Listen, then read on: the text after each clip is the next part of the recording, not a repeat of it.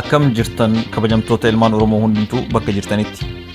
Jijjiiramaa fi guddinni aartii Oromoo eessarraa ka'ee fi yeroo ammaa eessa ga'e jennee ilaaluun duratti eenyu fa'aa aartii Oromoo keessatti hirmaatee fi ga'ee fi shoora akkamii taphataa turan kan jedhus waliin ilaaluun barbaachisaadha.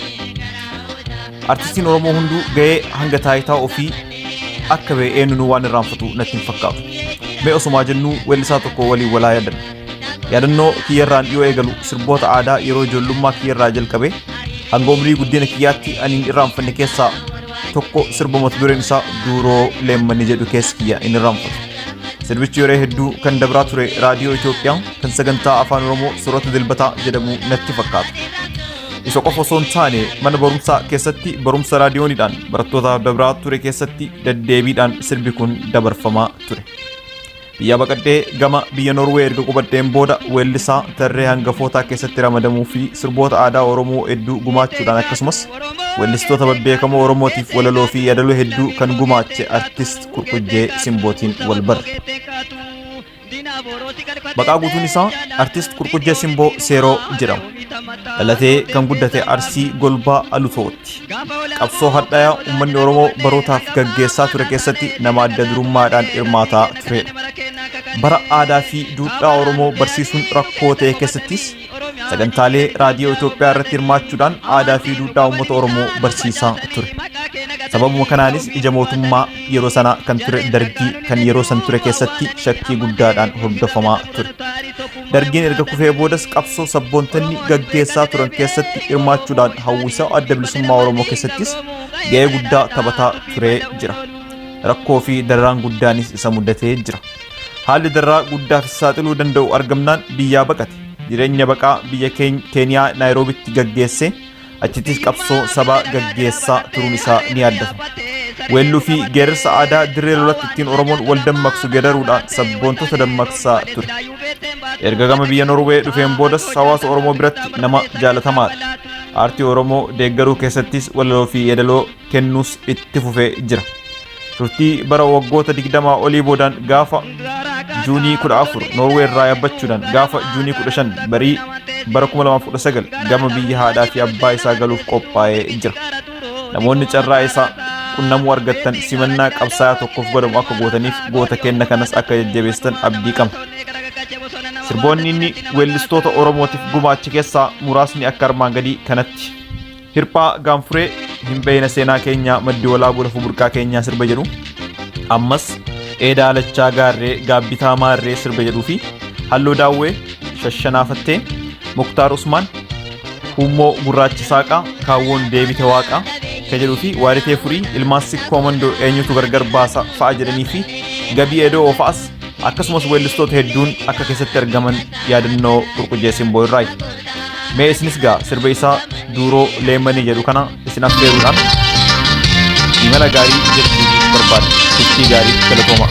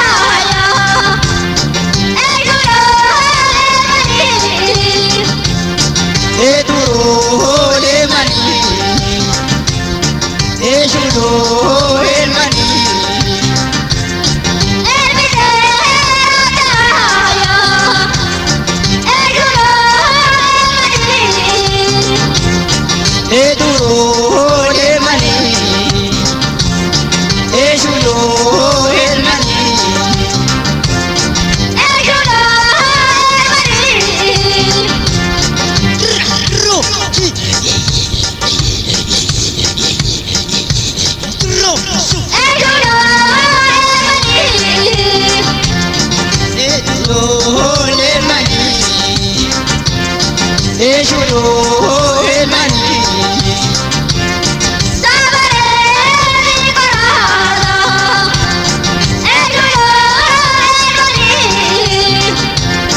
Eduro elmani Eshulo elmani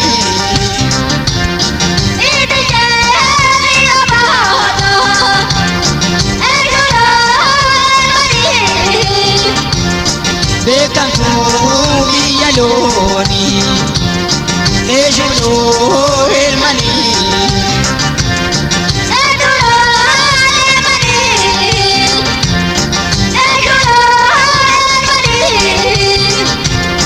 Oromia biyaboni Eshulo elmani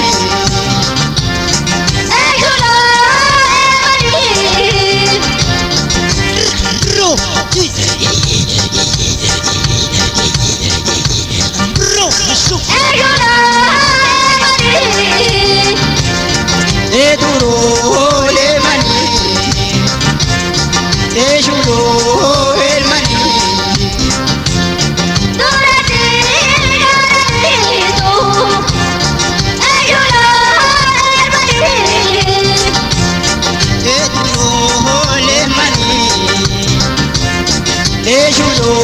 elmani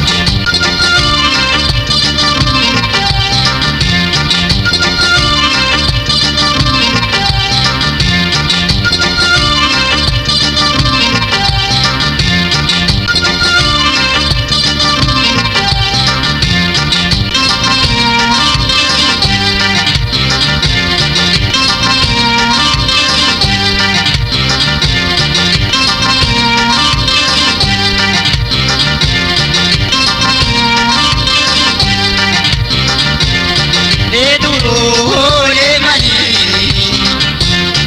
Eshulo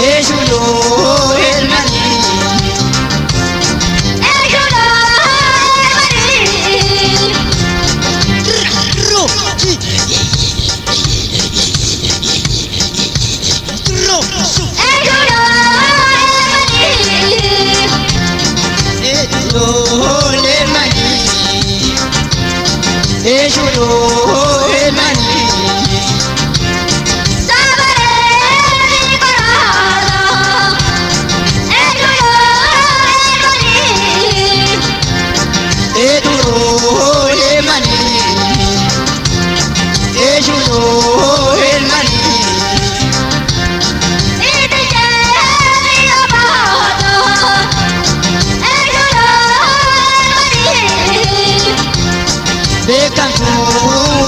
looni eeshuloo elmanii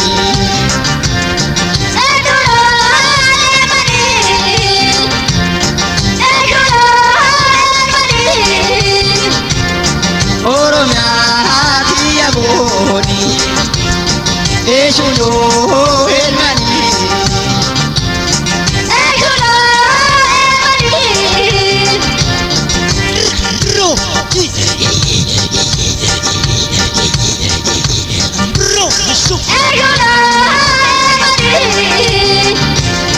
Eduro